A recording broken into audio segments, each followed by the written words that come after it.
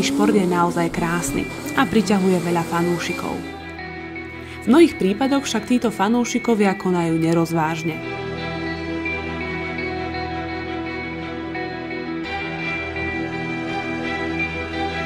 Preto ak si myslíte, že vaše miesto pri trati je bezpečné, neznamená to, že naozaj je.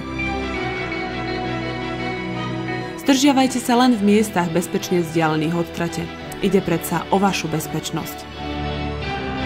Dodržiavajte pokyny usporiadateľov.